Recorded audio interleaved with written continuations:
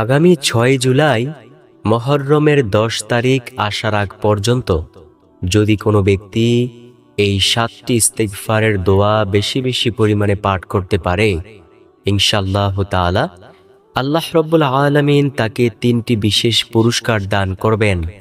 প্রথম নাম্বার পুরস্কার হলো আল্লাহ সুবহানাহু ওয়া তাআলার কাছে সে যা চাইবে আল্লাহ তাকে তাই দান করবেন। দ্বিতীয় নাম্বার যে পুরস্কার, সেই পুরস্কার হলো রব্বুল আলামিন তার মনের সকল আশা পূর্ণ করে দেবেন। তৃতীয় নাম্বার পুরস্কার, তার জীবনের সব গুনাহ আল্লাহ ক্ষমা করে দিবেন।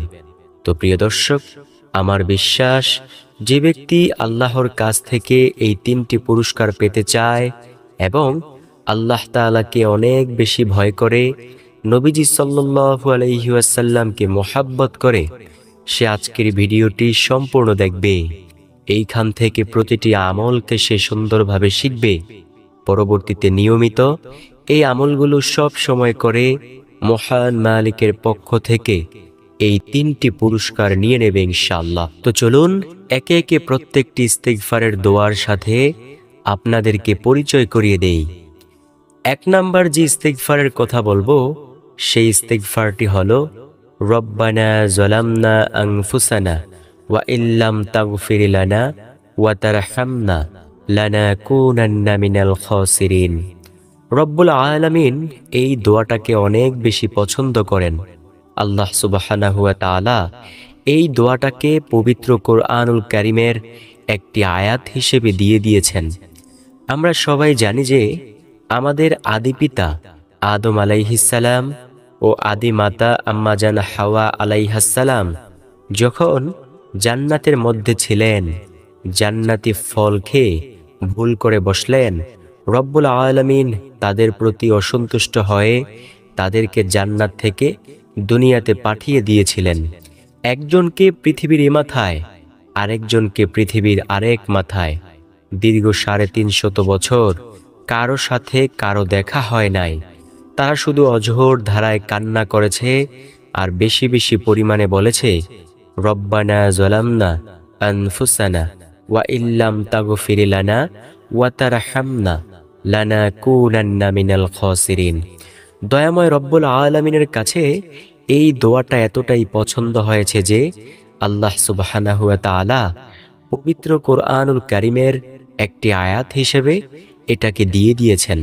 তাই প্রিয় দর্শক, আমরা যদি আমাদের গুনাহের দিকে তাকাইয়া এই দোয়াটা বেশি বেশি পরিমাণে পাঠ করিয়া মহান মালিকের কাছে গুনাহের জন্য ক্ষমা চাই, আল্লাহ বলেন সাথে সাথেই আমি গুনাহগুলো ক্ষমা করে দেব।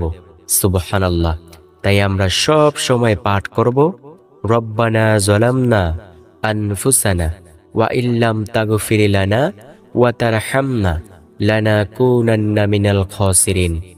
আল্লাহ তাআলা বলেন, ও আমার বান্দা বান্দি, দেখো এই যে কত গুনাহের কাজ তুমি করতেছো, এই গুনাহের কাজ লইয়া যদি এই গহীন কবরের মধ্যে চলে আসো, আমি আল্লাহর আযাব কিন্তু সহ্য করতে পারবা না। তার চেয়ে ভালো তুমি এখনো সময় আছে, তাওবার মতো তাওবা করো, আমি আল্লাহ তোমার জীবনের সব গুনাহ ক্ষমা করে দেব। সুবহানাল্লাহ। যেমনই ভাবে তোমাদের পূর্ববর্তী জামানায় বহু বড় বড় পাপীকে আমি আল্লাহ ক্ষমা করেছি। আল্লাহু আকবার।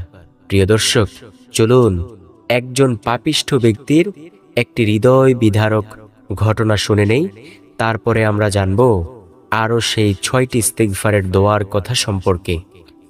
নবী মূসা আলাইহিস সালামের জামানায় বনী ইসরায়েল গোত্রের মধ্যে অনাবৃষ্টি দেখা দিল।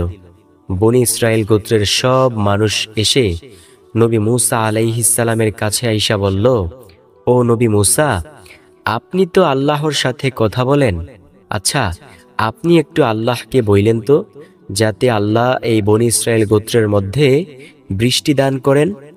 নবী মূসা আলাইহিস সালাম বললেন, ঠিক আছে, আমি আল্লাহ তাআলার কাছে বলবো, তবে শোনো, আমি একা বলবো না, তোমাদেরকে সাথে লইয়াই বলবো। এই বলে নবী মূসা আলাইহিস সালাম একটি দিন তারিখ ঠিক করলেন। তিনি বললেন, অমুক দিন তোমরা আমার কাছে সবাই চলে আসবে। যেই কথা সেই কাজ, নবী মূসা আলাইহিস সালামের কাছে দিন তারিখ মোতাবেক সব বনী ইসরায়েল গোত্রের মানুষেরা চলে আসলো। নবী মূসা আলাইহিসসালাম তাদেরকে সাথে লইয়া একটি খোলা ময়দানে সমাবেত হলেন। খোলা ময়দানে গিয়ে সবাই মিলেমিশে মহান মালিকের কাছে দোয়া করতেছে। নবী মূসা আলাইহিসসালাম আল্লাহ তাআলাকে বলতেছেন, ও আল্লাহ, এই যে আমাদের এই গোত্রের মধ্যে অনাবৃষ্টি দেখা দিয়েছে, প্রচুর খরার মধ্যে পড়ে আমাদের ফসলাদি শস্য সম্পদ গবাদি পশু সব কিছু বিনষ্ট হয়ে যাচ্ছে, আমাদের বাঁচাই বড় দায় হয়ে যাচ্ছে। আল্লাহ আল্লাহ তুমি রহমতের বৃষ্টি দান করো। আল্লাহ রব্বুল আলামিন সাথে সাথে নবী মূসা আলাইহিসসালামকে জানিয়ে দিলেন, ও নবী মূসা, তুমি যেই মজলিসের মধ্যে বসে দোয়া করতেছো, এই মজলিসে বৈশা দোয়া করলে আমি আল্লাহ দোয়া কবুল করব না। এমনকি তুমি যদি তোমার জীবদ্দশা এইখানে কাটাইয়া দোয়া করো, তারপরেও আমি আল্লাহ দোয়া কবুল করব না। নবী মূসা আলাইহিসসালাম বললেন, কেন আল্লাহ, আমি কি কোনো অপরাধ করেছি? আল্লাহ তাআলা বলেন, না, তুমি কোনো অপরাধ করো নাই। তবে তোমাদের এই মজলিসের মধ্যে একজন 40 বছরের জিনাকার নাফরমান ব্যক্তি রয়েছে। ওই ব্যক্তি যতক্ষণ পর্যন্ত এই মজলিস থেকে না উঠবে, ততক্ষণ পর্যন্ত আমি আল্লাহ তোমাদের দোয়া কবুল করব না, বৃষ্টিও দান করব না। নবী মূসা আলাইহিসসালাম এই কথা শুনিয়া একটা ডাক দিয়ে বললেন, কে আছো এমন 40 বছরের নাফরমান জিনাকার, এই ময়দান থেকে ভেগে যাও। আল্লাহ বলেছেন, তুমি যতক্ষণ পর্যন্ত এই মজলিস থেকে না উঠবে, ততক্ষণ পর্যন্ত আল্লাহ সুবহানাহু ওয়া তাআলা বৃষ্টি দান করবে না। একটা কথা বলি, আমি যদি চুরি করে থাকি, লোকেরা যদি আমার সামনে চুরির কথা বলে, আমার মনে মনে অনেক ভয় হবে, তাই না? ঠিক ওই ব্যক্তি যখন শুনল, তখন সে মনে মনে ভয় পেয়ে গেল। এখন সে ভাবতে লাগলো, যদি আমি এইখান থেকে উঠে যাই, সবাই আমাকে চিনে ফেলবে যে আমি এমন গুনাহগার ব্যক্তি। না, আমি উঠব না। সে চুপ করে বসে রইল। কিছুক্ষণ পর আবার নবী মূসা আলাইহিসসালাম আল্লাহ তাআলাকে বললেন, আল্লাহ, সে তো উঠতেছে না, এখন কি করা? আল্লাহ তাআলা বলেন, আপনি তাকে বলুন যে আপনি আমার কাছ থেকে তার নাম নিয়ে যাবেন। নবী মূসা আলাইহিসসালাম একটা চিৎকার মারিয়া বললেন, ওই জিনাকার, তুমি এই ময়দান থেকে উঠে যাও, তোমাকে দ্বিতীয়বারের মতো সাবধান করতেছি। যদি তুমি না উঠো, তাহলে আমি আল্লাহ তাআলার দরবার থেকে তোমার নাম আইনা সবার সামনে তোমাকে বেইজ্জতি করব। এইবার ওই নাফরমান ব্যক্তি আরো ভয় পেয়ে গেল। সে মনে মনে ভাবতে লাগলো, হায় রে, এখন যদি আমি উঠি, তাহলে তো সবাই বুঝে ফেলবে আমি জিনাকার। আবার যদি আমি নাও উঠি, নবী মূসা আলাইহিসসালাম যদি আল্লাহ তাআলার পক্ষ থেকে নামাই না আমাকে সবার সামনে উঠাইয়া বেইজ্জতি করে, না, এখন আমাকে কোনো একটা পথ অনুসরণ করতে হবে।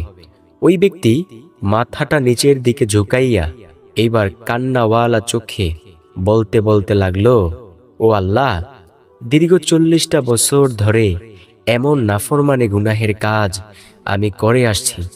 আজও পর্যন্ত আপনি রাগ করে পানি বন্ধ করেন নাই, বাতাস বন্ধ করেন নাই, সূর্যের আলো বন্ধ করেন নাই। আপনি আমাকে বাঁচিয়ে রেখেছেন, মানুষের সামনেও আমাকে লাঞ্ছিত অপমানিত করেন নাই। আজকে আবার কেন আপনি এমন রেগে গেলেন? আল্লাহ, আমি আপনার সাথে ওয়াদা করতেছি, আর জীবনেও আমি এমন গুনাহের কাজ করব না। যখন সে তাওবার মতো তাওবা করল, হাদিসের মধ্যে এসেছে, সাথে সাথে ওই আকাশটা মেঘাচ্ছন্ন হয়ে গেল, প্রচুর পরিমাণে বজ্রপাত করা শুরু হলো এবং প্রচণ্ড ঝড়ের বেগে বৃষ্টিপাত শুরু হয়ে গেল। নবী মূসা আলাইহিসসালামকে সবাই বলতেছে, ও নবী মূসা, জিনাকারকে তো উঠতে দেখলাম না, কিন্তু আপনি না বললেন যতক্ষণ পর্যন্ত সে না উঠবে, ততক্ষণ পর্যন্ত আল্লাহ তাআলা দোয়াও কবুল করবে না, বৃষ্টিও দান করবে না। কই, সে তো উঠল না, কিন্তু বৃষ্টি তো হয়ে গেল। আপনি কি মিথ্যা কথা বললেন? নবী মূসা আলাইহিসসালাম আল্লাহ তাআলার কাছে বললেন, আল্লাহ, এই যে সবার সামনে তুমি আমাকে এমন একটা অপমানিত করলা, আল্লাহ, আমি কিছুই বুঝলাম না। তুমি তো বললে যে জিনাকার যতক্ষণ পর্যন্ত না উঠবে, ততক্ষণ পর্যন্ত তুমি বৃষ্টি দান করবে না। আল্লাহ, ওই জিনাকার তো উঠল না, কিন্তু তুমি তো বৃষ্টি দান করে ফেলেছ। আল্লাহ তাআলা বলেন, ও নবী মূসা, শোনো, আমি যার কারণে বলেছিলাম বৃষ্টি দান করব না, আমি তার কারণেই বৃষ্টি দিয়ে দিয়েছি। তুমি যখন তাকে ভয় দেখিয়েছ, বিভিন্ন ভয়ভীতি দেখিয়েছ, সে তখন আমি মহান মালিকের সামনে এমন কান্না করেছে, আমি মহান মালিক তাকে ক্ষমা না করে পারি নাই। সুবহানাল্লাহ। নবী মূসা আলাইহিস সালাম বললেন, আল্লাহ, আপনার এত মায়া? আল্লাহ তাআলা বলেন, হ্যাঁ, আমার বান্দাবান্দীদের জন্য এতটাই মায়া। তুমি মায়ার কি দেখেছ? হাদিসের মধ্যে এসেছে, আল্লাহ তাআলার মায়া ছিল 100 ভাগ, একেবারে পরিপূর্ণ। কিন্তু আল্লাহ তাআলা 99 ভাগ মায়া তার কাছে রেখেছেন, বাকি 1 ভাগ মায়া সারা দুনিয়ার সব প্রাণীকুল সৃষ্টিকুলকে দিয়ে দিয়েছেন ভাগ বাটোয়ারা করে। যার কারণে এই একটু ক্ষুদ্র বালিকণা পরিমাণ মায়া পাইয়া মা তার সন্তানকে ভুলতে পারে না। একটি পাখি তার বাচ্চাগুলোকে কত যত্ন করিয়া এই আধার খাওয়ায়। প্রিয় দর্শক, বুঝতে পেরেছেন কত মায়া হতে পারে সেই আল্লাহ তাআলার? তাই আমরা সেই মহান মালিকের কাছে এই 7টি ইস্তিগফার সম্পর্কিত দোয়া পাঠ করে বেশি বেশি গুনাহের জন্য ক্ষমা চাইব ইনশাআল্লাহ। দ্বিতীয় নাম্বার যে ইস্তিগফারের কথা বলবো, সেই ইস্তিগফারটি হলো, আপনি এই দোয়াটা পাঠ করবেন, রব্বি গিফিরলি ওয়া আতুবু আলাইয়া ইন্নাকা আনতাত তাওয়াবুর রহিম। সূরা নূহ এর মধ্যে আল্লাহ তাআলা কয়েকটি পুরস্কারের কথা ঘোষণা করেছেন। অর্থাৎ যে ব্যক্তি বেশি বেশি পরিমাণে ইস্তিগফার করে, আল্লাহ রাব্বুল আলামিন তাকে বিশেষ কয়েকটি পুরস্কার দান করবেন। 1 নাম্বার পুরস্কার হলো, আল্লাহ সুবহানাহু ওয়া তাআলা তার রিজিকের দরজা বৃদ্ধি করে দিবেন। 2 নাম্বার পুরস্কার, রব্বুল আলামিন তাকে নেককার সুসন্তান দিয়ে সাহায্য করবেন। 3 নাম্বার পুরস্কার, রব্বুল আলামিন তাকে অনবরত রহমত দান করতে থাকবেন। 4 নাম্বার পুরস্কার, তার গুনাহগুলো আল্লাহ তাআলা ক্ষমা করতে থাকবেন। 5 নাম্বার পুরস্কার, গাছগাছালি ফসলাদিতে রব্বুল আলামিন বরকত দান করবেন। প্রিয় দর্শক, যদি এই পুরস্কারগুলো পেতে চান, তাহলে বেশি বেশি পরিমাণে পাঠ করুন, রব্বি গিফিরলি ওয়া আতুবু আলাইয়া ইন্নাকা আনতাত তাওয়াবুর রহিম। হযরত আবু মুসা আল আশআরী রাদিয়াল্লাহু তাআলা আনহু বলেন, ওই আল্লাহর শপথ, শোনো, আমাদের মাঝে 2টি জিনিস ছিল। একটি জিনিস চিরদিনের জন্য আমাদের মধ্য থেকে হারিয়ে গেছে, সেটা হলো রাসূল সাল্লাল্লাহু আলাইহি ওয়াসাল্লামের উপস্থিতি। তিনি আর কখনো আমাদের মাঝে আসবেন না। কিন্তু আরেকটি জিনিস আজও পর্যন্ত আমাদের মাঝে রয়ে গেছে, সেটা হলো ইস্তিগফারের আমল। যতদিন পর্যন্ত আমরা ইস্তিগফারের আমল করব, ততদিন পর্যন্ত আমরা ধ্বংস হব না। যখনই আমরা ইস্তিগফারের আমল করা বন্ধ করে দিব, তখনই আমাদের ধ্বংস অনিবার্য। নবী মুহাম্মদ সাল্লাল্লাহু আলাইহি ওয়াসাল্লাম বলেন, ওই আল্লাহর শপথ, যার হাতে আমার প্রাণ, তোমরা যদি গুনাহ না করতে এবং মহান মালিকের কাছে গুনাহের জন্য ক্ষমা না চাইতে, আল্লাহ এই পৃথিবী থেকে তোমাদেরকে উঠিয়ে নিয়ে যেত। বিনিময়ে রব্বুল আলামিন এমন একদল জাতি প্রেরণ করত, যারা গুনাহ করত, আবার সাথে সাথে মহান মালিকের কাছে গুনাহের জন্য ক্ষমাও চাইত। সুবহানাল্লাহ, আল্লাহু আকবার। প্রিয় দর্শক, এই হাদিস থেকে আমরা কি বুঝতে পারলাম? যে বান্দাবান্দি ভালোবাসে গুনাহের কাজ করতে, আর আল্লাহ ভালোবাসেন সেই গুনাহগুলোকে ধুয়ে মুছে সাফ করে দিতে। সুবহানাল্লাহ। নবী মূসা আলাইহিস সালাম আল্লাহ তাআলাকে বলতেছেন, আল্লাহ, এই যে ফেরাউন ও তার দলবল আমাকে এমন অত্যাচার করে এবং আপনাকে এত গালিগালাজ করে, আল্লাহ, সে সারাক্ষণ শুধু বলে সে নাকি খোদা, সে নাকি রব। ও আল্লাহ, আপনি তাকে ধ্বংস করে দিতে পারেন না? তাহলেই তো হয়। আল্লাহ তাআলা বলেন, ও নবী মূসা, তার প্রতি আমার অনেক বেশি মায়া হয়। নবী মূসা আলাইহিস সালাম বললেন, আল্লাহ, এটা আবার কেমন মায়া যে আপনাকে দিনভর গালিগালাজ করে, তার প্রতি আবার আপনার এটা কেমন মায়া? আল্লাহ তাআলা বলেন, তুমি কি জানতে চাও, দেখতে চাও? কেমন মায়া? ঠিক আছে, তুমি কিছু মাটির এই তৈজসপত্র বানাও। নবী মূসা আলাইহিস সালাম আল্লাহ তাআলার হুকুম পাইয়া মাটির কিছু তৈজসপত্র বানাইলেন। এইবার বানান শেষ, নবী মূসা বললেন, আল্লাহ, আমি বানিয়েছি। আল্লাহ তাআলা বলেন, এইবার তুমি এগুলোকে ভেঙ্গে ফেলো। নবী মূসা বললেন, এই মাত্র সবেমাত্র বানাইলাম, আমার তো এগুলো ভাঙতে মায়া লাগতেছে। কত সুন্দর হয়েছে, আমি কয়েকজন মানুষকে দেখাইয়া তারপর ভেঙ্গে ফেলবো। আমার এগুলো এখন ভাঙতে মায়া হচ্ছে। আল্লাহ তাআলা বলেন, ও নবী মূসা, যেই সামান্য মাটির পুতুলগুলো তুমি বানিয়েছ, এগুলো তোমার সাথে কথা বলতে পারে না, কারো সাথেই কথা বলতে পারবে না। এগুলো ভাঙতে যদি তোমার মায়া হয়, আর যেই বান্দাবান্দিগুলোকে আমি আল্লাহ কত যত্ন সহকারে বানিয়েছি, ওই বান্দাবান্দিগুলো তো কত সুন্দর করিয়া হাসি দেয়, কথা বলে, আমি আল্লাহকে একটা বার হইলেও রব বলে স্বীকার করে, তাদেরকে ধ্বংস করতে কি আমি আল্লাহর একটু মায়াও হয় না? হাদিসের মধ্যে এসেছে, ফেরাউন দিনের বেলা সারাক্ষণ শুধু বলতো যে আমি রব, আমি খোদা, কিন্তু রাতের বেলা সে পা আকাশের দিকে ঝুলিয়ে, মাথা নিচের দিকে ঝুলিয়ে সে বলতো, আল্লাহ, আমি জানি আপনি বড় খোদা, আপনি আমাকে সৃষ্টি করেছেন, তবে আল্লাহ, আমি আখিরাত চাই না, আমি দুনিয়া চাই, আপনি আমাকে দুনিয়া দান করিয়েন, আমার আখিরাতের দরকার নেই। প্রিয় দর্শক, বুঝতে পেরেছেন আল্লাহ তাআলার কত মায়া? তো তৃতীয় নাম্বার যে ইস্তিগফারের কথা বলবো, সেই ইস্তিগফারটি হলো আস্তাগফিরুল্লাহ রব্বি মিন কুল্লি যামবি ওয়া আতুবু ইলাইহি লা হাওলা ওয়ালা কুওয়াতা ইল্লা বিল্লাহিল আলিয়্যিল আযীম। আমি আবার বলছি, আস্তাগফিরুল্লাহ রব্বি মিন কুল্লি যামবি ওয়া আতুবু ইলাইহি লা হাওলা ওয়ালা কুওয়াতা ইল্লা বিল্লাহিল আলিয়্যিল আযীম। এটা কিন্তু আমরা সবাই কম বেশ পারি প্রিয় দর্শক, অবশ্যই আমরা এটা পাঠ করব ইনশাআল্লাহ। চতুর্থ নাম্বার যে ইস্তিগফারের কথা বলবো, সেটা হলো প্রত্যেক ফরজ নামাজের পর আস্তাগফিরুল্লাহ বলবেন। নবীজি সাল্লাল্লাহু আলাইহি ওয়াসাল্লামের সাহাবে কেরাম বলেন, আমরা যখন নবীজি সাল্লাল্লাহু আলাইহি ওয়াসাল্লামের পেছনে নামাজ আদায় করতাম, তখন আমরা শুনতে পাইতাম যে নবী প্রত্যেক ফরজ সালাতের পর এই আস্তাগফিরুল্লাহ 3 বার বলতেন। তাই প্রিয় দর্শক, আপনিও যদি নবীকে অনুকরণ করতে চান, তাহলে প্রত্যেক ফরজ সালাতের পর আস্তাগফিরুল্লাহ 3 বার বলবেন ইনশাআল্লাহ। তারপরের যেই ইস্তিগফারের কথা বলবো, সেটা হলো সাইয়্যিদুল ইস্তিগফার। নবীজি সাল্লাল্লাহু আলাইহি ওয়াসাল্লাম বলেন, মানুষ মৃত্যুবরণ করে দুইটা সময়ে।